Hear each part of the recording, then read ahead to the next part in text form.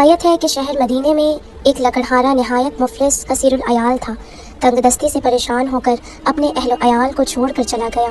ایک عرصے تک اس کا کچھ نام و نشان معلوم نہ ہوا۔ جب ایک مدت گزر گئی اور فاقوں کی نوبت آ پہنچی تو اس کی بیوی جو نیک و سیرت آفت رسیدہ تھی تلاش روزگار میں گھر کے باہر نکلی۔ جو کچھ محنت مشقت سے پاتی تھی گھر لے کر آتی اور بھوکے بچوں کو کھانا کھلاتی تھی، اپنی مصیبت پر زار و قطار روتی تھی۔ ایک روز وزیر بتوقیر کے گھر رسائی کی، وہاں بھی کوئی چارہ کار نظر نہیں آیا۔ مجبور ہو کر جاروب کشی اختیار کر لی۔ اسی طرح ایک عرصے تک اس بیچاری آفت کی ماری نے بسر کیا۔ ناگاہ ایک روز خواب میں دیکھا کہ مصحف ناطق امام جعفر صادق علیہ السلام اللہم صلی علی محمد وعلی محمد وعجل فرجہم ہمراہ اپنے اصحاب کی تشریف لائے ہیں اور فرما رہے ہیں کہ آج کون سا دن ہے۔ اصحاب نے عرض کیا کہ آج 22 ماہ رجب کی ہے۔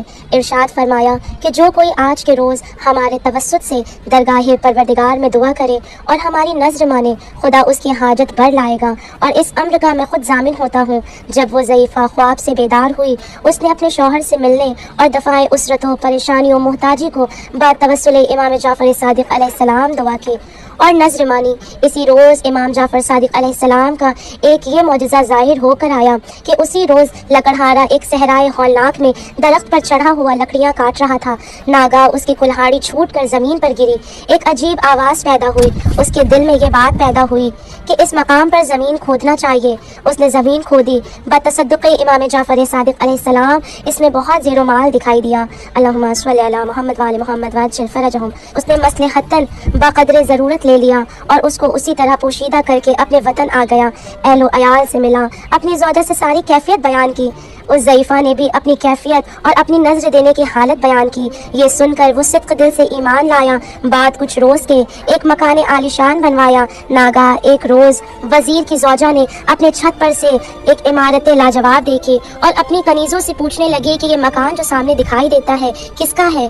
کنیزوں نے کہا کہ حضور کے گھر میں جو ایک ضعیفہ جاروب کشی کیا کرتی تھی اس کا شوہر کسی جگہ سے مال و اسباب لایا ہے، اس نے یہ مکان عالیشان بنوایا ہے۔ یہ سن کر زوجہ نے حکم دیا کہ اسی وقت ضعیفہ کو لاؤ۔ جب ضعیفہ آئی تو پوچھا کہ تیرے پاس اس قدر دولت کہاں سے آئی؟ اس نے ساری سرگزشتہ اول تا آخر بیان کی۔ یہ سن کر زوجہ وزیر نے کہا کہ یہ سب جھوٹ ہے، اس لیے کہ تو کہاں اور زیارت امام جعفر صادق علیہ السلام کہاں؟ یہ سب جھوٹ ہے۔ معلوم ہوتا ہے کہ تیرا شوہر کہیں سے چوری کر کے لایا ہے، لوگوں کے بہکانے کو یہ فقرہ بنایا ہے۔ یہ کہہ کر اس ضعیفہ کو ذلت و خواری کے ساتھ گھر سے نکال دیا۔ خدا کسی کا حسد و غرور کب پسند کرتا ہے؟ اگر زوجہ وزیر نے اس ضعیفہ کو بڑی ذلت کے ساتھ گھر سے نکلوایا تو اتفاق سے روزگار ایسا ہوا کہ وہاں کے بادشاہ کا دوسرا وزیر اس وزیر سے بہت بغض و حسد رکھتا تھا۔ بادشاہ سے کہا کہ حضور کا فلاں وزیر جو ہے خزانہ شاہی میں تغلب و تصرف کرتا ہے اور بہت کچھ سرقہ کر چکا ہے، اگر حکم ہو تو میں اس سے حساب لوں۔ اس نے بہت سی فرضی غلطیاں بیان کر کے بادشاہ کے سامنے پیش کی۔ بادشاہ نے اس وزیر کو طلب کیا اور کہا کہ اس کا سب مال و اسباب ضبط کر کے شہر بدر کر دو۔ بادشاہ کے حکم کے موافق وزیر کا سب مال و اسباب ضبط کر لیا گیا۔ وزیر اور اس کی زوجہ سرگزشتہ پا پیادہ چلے جاتے تھے۔ شہر کے باہر گزرے، ایک باغ میں ٹھہر کر خربوزے خریدے اور شب بسر کی۔ اتفاقاً بادشاہ کا ایک فرزند کسی جنگل میں شکار کو چلا گیا۔ جب شکار نہ ملا، واپس گھر کی طرف آتا تھا تو رات ہو گئی، راہ بھٹک گیا۔ مجبوراً اسی صحرا میں قیام کیا۔ جب ایک دن اور ایک شب گزری تو بادشاہ کو تردد ہوا۔ محل میں ایک کوہرام برپا ہوا۔ وزیر حاسب نے کہا کہ حضور، معلوم ہوا ہے کہ وہ وزیر جس کو آپ نے شہر بدر کیا ہے جنگل میں آوارہ پھرتا ہے، اس نے آپ کے فرزند شہزادے کو مار ڈالا ہوگا۔ بادشاہ نے حکم دیا اسے فوراً گرفتار کر لاؤ۔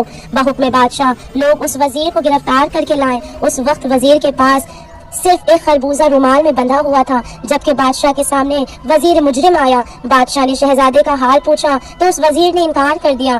وزیر حاسب بادشاہ کے قریب بیٹھا ہوا تھا، کہنے لگا حضور دریافت فرمائے کہ اس کے پاس رومال میں کیا بندھا ہے؟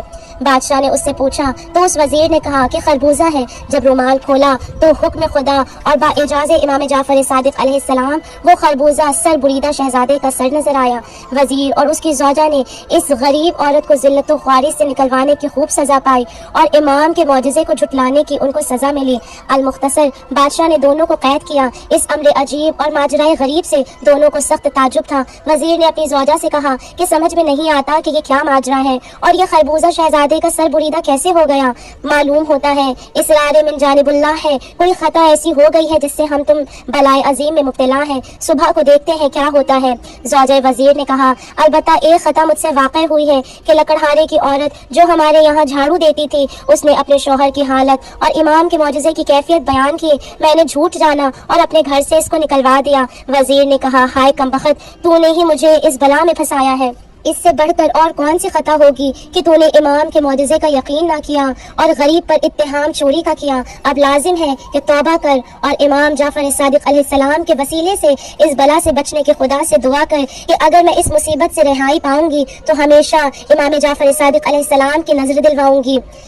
लिहाजा उसने नजर मानी। उसी रोज शहजादे गुमशुदा बशानो शौकत अपने बाप के पास आया। ये देखकर अराकीन सल्तनत को सख्त ताज्जुब हुआ। फिर बादशाह ने वजीर को कैद से तलब किया और हुक्म दिया कि रुमाल खोला जाए जिसमें सर बुरीदा बंधा है। जब वो रुमाल आया और खोला गया तो खरबूजा निकला। तमाम हाजरीन को इस वाक़े से हैरत थी। जब वजीर से बादशाह ने सारी हकीकत और कैफियत सुनी तो वजीर मुजरिम को खिल्लत फराहम से सरफराज किया, वजीर हासिद को माजूल किया और बतसद्दुक़ इमाम जाफर सादिक अलैहिस्सलाम लकड़हारा गरीब मुहताज था, अमीरो कबीर हो गया। वजीर और उसकी औरत ने कैद से रिहाई पा ली। बादशाह के सामने इज्जत इफ्तिखार हासिल हुआ और सिद्क़ दिल से सब ईमान ले आए। खुदावंद आलम बतसद्दुक़ इमाम जाफर सादिक अलैहिस्सलाम सबकी दुआएं, सबकी मुरादें बढ़ लाए। आमीन सुम आमीन। अल्लाहुम्मा सल्लि अला मुहम्मद व आले मुहम्मद व अज्जिल फरजहुम अजमईन।